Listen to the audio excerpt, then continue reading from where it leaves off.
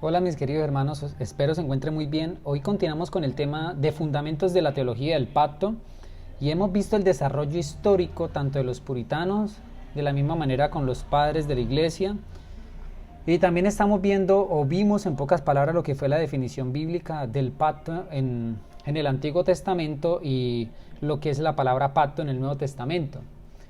Vamos dando cada vez más que avanzamos, base de lo que es el desarrollo de la teología del pacto para poder entender lo que es el pacto de obras, el pacto noético, abrahámico, mosaico, davídico, hasta el nuevo pacto para entender el plan de redención. Y hoy vamos a ver un segundo punto que se llama el establecimiento de los pactos. El establecimiento de los pactos ya lo pudimos comprender de una manera breve, que es una de las maneras por la cual Dios se comunica con el hombre por medio de su providencia, mostrando el plan de redención en cómo la criatura le debe obediencia a Él. Al igual, ese establecimiento tiene sanciones y bendiciones, pero la pregunta es, ¿con quién se establecen los pactos? O con quién establece el Señor los pactos y de qué manera se establece los pactos el Señor. Pues vamos a mirar un punto que se llama el pacto es establecido con el hombre. Parece que reabunda, o a muchos les parece algo reabundante este punto, pero podemos ser claros porque muchas veces se da por sentado que los pactos no tienen nada que ver con el hombre, sino que son tratos independientes de los hombres. Ahora, ¿por qué los pactos son directamente con el hombre? Primero, porque el hombre es el único en la escritura que fue hecho a imagen y semejanza de Dios, el cual es un representante de la misma Santísima Trinidad. Segundo, porque tiene la moralidad para cumplir con las estipulaciones demandadas en el pacto como ser viviente que depende de su creador y de lo que él le demanda. Por lógica general y bíblica, vemos que el primer pacto en el tiempo fue establecido con Adán en el jardín del Edén y es conocido como el pacto de obras o el pacto edémico. Aunque Dios no habla de los 10 mandamientos, directamente este tiene escrito la ley en su conciencia o en su corazón, o sea, Adán, como alguien que es consciente de lo demandado por el pacto. Es un ser opcional que puede tomar decisiones libremente, pero con la mutabilidad o la posibilidad de pecar y no pecar. Dios ve que el hombre es libre en tomar decisiones y que moralmente es bueno, pero dependiente como criatura que merece obediencia a su Señor. Y esto lo vemos en Génesis capítulo 1 del versículo 26 al 27 y Génesis capítulo 2 versículo 7.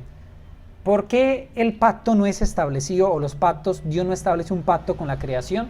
Primero, porque la creación fue creada para la gloria de Dios y para poder mostrar el poder de Él.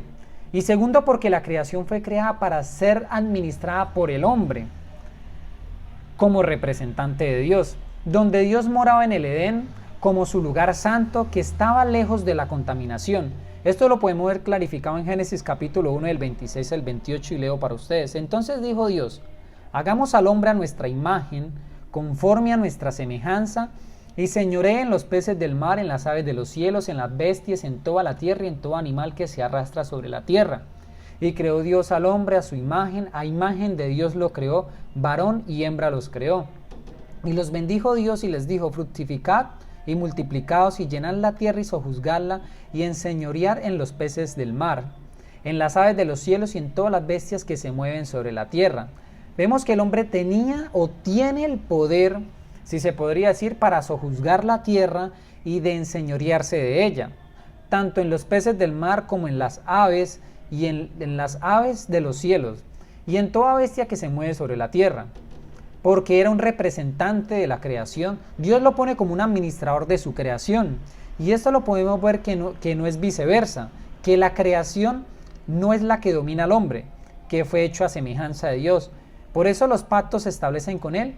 Pero ¿de qué forma Dios establece los pactos con el hombre? El pacto es establecido con una cabeza federal. Cuando hablamos de un representante federal o una cabeza federal, hablamos de una persona que representa un conjunto de cosas o de personas. La palabra federal se explica o se deriva de la palabra foedus, que es del latín, y esto significa pacto o federal, o convenio o confederación, donde una persona representa a los demás por medio de un pacto.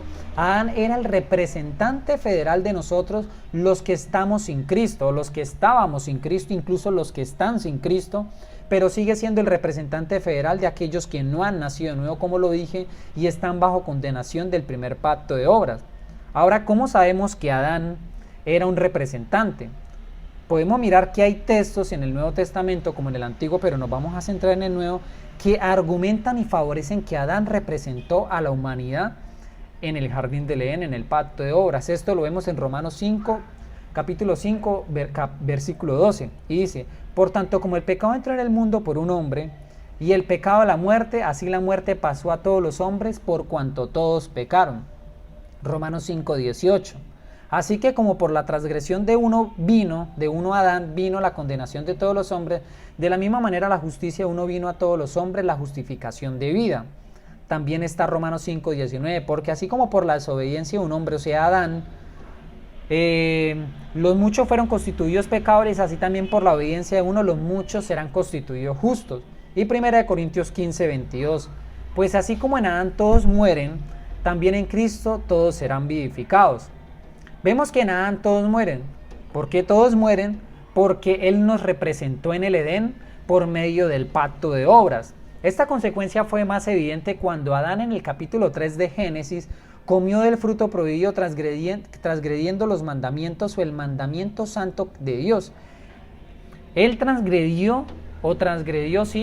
rompió la ley de Dios. Eso quiere decir, quebró los mandamientos del Señor que estaban escritos en su conciencia, porque él tenía una moralidad correcta, los cuales tenían consecuencia no solamente para él, sino para el género humano y para la creación por representación. Así que las acciones de una persona afectan a las demás personas que él representaba dentro del pacto. Eso es una cabeza federal. Por eso podemos contemplar que cada etapa de la redención tiene un representante federal como la continuidad que el Señor sigue manteniendo en su promesa. Y vamos a ver otro punto también, que las demandas de los pactos. Los pactos tienen demandas, estas son las que tienen que cumplir el representante, porque se le ha demandado cumplir ciertas estipulaciones puestas por el Señor. Estas demandas obviamente son positivas y negativas. Quiero que me entiendan que cuando hablo como positivas, estoy hablando como consecuencias buenas de bendición y negativas como consecuencias malas o de maldición. Entonces, vamos a mirar el aspecto positivo de los pactos, el aspecto positivo de los pactos o la demanda de los pactos. En el aspecto positivo del pacto podemos notarlo, que es la recompensa, como bien se ve claramente en el pacto de obras, donde el Señor le dice a Adán que si no comía del fruto prohibido, por lógica el hombre se beneficiaría de la vida eterna y su posteridad no sería corrupta, como lo vemos en Génesis capítulo 2 versículo 17 y como lo vemos en Génesis capítulo 3 del 22 al 23 que habla del árbol de la vida. Dice: saquemos al hombre, no sea que extienda su mano y coma del árbol de la ciencia del bien y el mal, o el árbol de la vida, y sea uno como nosotros. Esto era una condición si el hombre cumplía perfectamente lo demandado. El hombre le dio obediencia al Señor, pero noten que en la condición del pacto Dios no se pone al mismo nivel del hombre, como si tuviera la obligación de hacer algo, igual que el hombre, porque Dios como su creador lo prueba bajo responsabilidades, porque el hombre es hecho a la imagen de Dios. Podemos ver, al igual que en las estipulaciones del pueblo de Israel, por medio de la representación de Abraham. Una de las condiciones para morar en la tierra que se le prometió fue guardar la circuncisión como un tipo de la circuncisión del corazón a aquellos que heredarían cielos nuevos y tierra nueva. Esto refleja la diferencia de las demás naciones, que ellos son apartados para el Señor. Así que la circuncisión condiciona el pacto de la promesa. Es una ley que ellos debían contemplar como mandato de poder recibir los beneficios. En esto se basa que no es un pacto de gracia, sino un pacto de obra, guardando la ley de la circuncisión, pero ahí se manifiesta el pacto de obras. No es el pacto de gracia, es la manifestación del pacto de gracia, pero entonces este pacto de la circuncisión es un pacto de obras que era impuesto al Israel étnico. El pacto mosaico podemos contemplar que si el pueblo no guardaba los 10 mandamientos que condicionaba a los judíos en cómo debían de vivir, ellos recibirían bendición si ellos guardaban esta ley. Y la tierra que fluye leche y miel, que era una bendición que Dios le había prometido a Abraham. Este pacto mosaico condiciona el pacto abrahámico de la misma manera como deben de vivir. Y leo para ustedes Deuteronomio capítulo 28 del 1 al 2. Acontecerá que si oyeres atentamente a la voz de Jehová tu Dios, para guardar y poner por obra todos sus mandamientos que yo te prescribo hoy, también Jehová tu Dios te exaltará sobre todas las naciones de la tierra. y vendrán sobre ti todas estas bendiciones y te alcanzarán si oyeres la voz de Jehová tu Dios. Eso era una de las bendiciones que el Señor le había dado al pueblo de Israel, incluso a Adán, si ellos hubieran guardado el pacto, pero vemos lo contrario en los profetas. Así que en el pacto mosaico el pueblo debía guardar los 10 mandamientos de una manera perfecta y santa, porque de esta manera podemos afirmar ellos serían benditos y bendecidos por el Señor, que le está dando promesas si guardan las normas que ha establecido sobre los suyos, sobre el pueblo de la circuncisión. De esta u otra forma, vemos el aspecto positivo del pacto, del establecimiento de las demandas del pacto, que ellos, pocas palabras por representación, si hubiera ese representante hubiera guardado las cosas para bien, el pueblo hubiera sido bendecido, y lo mismo en Adán. Ahora vamos a mirar los aspectos negativos del pacto. Cuando se habla de la parte negativa, vuelvo y repito, se habla de las maldiciones si se quebranta un contrato. En el jardín del Edén era vida si perseveraba en la voluntad opcional del hombre, representando al género humano. Esto lo vemos en Génesis capítulo 2, versículo 17.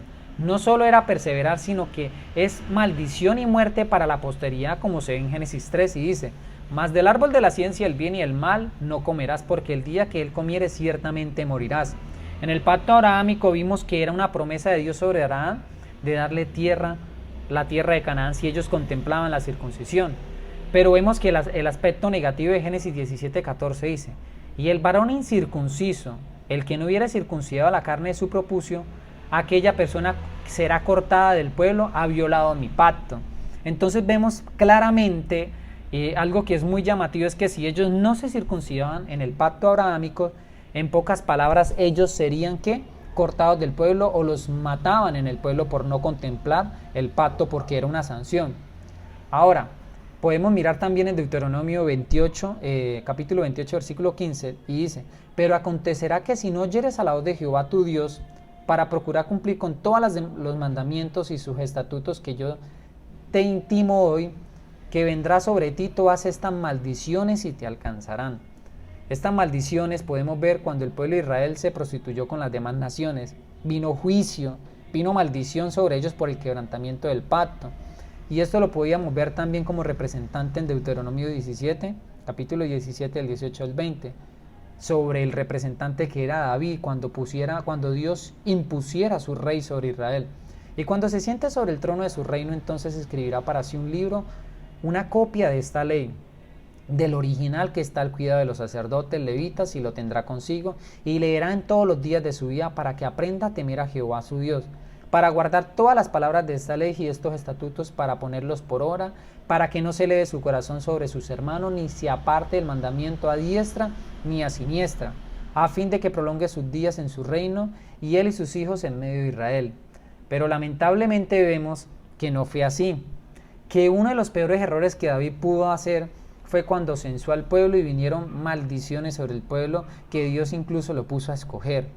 Y David dice: Señor, tú eres misericordioso y tú sabes cuál es el mejor castigo, y murió ciertos hombres en Israel como parte de la consecuencia.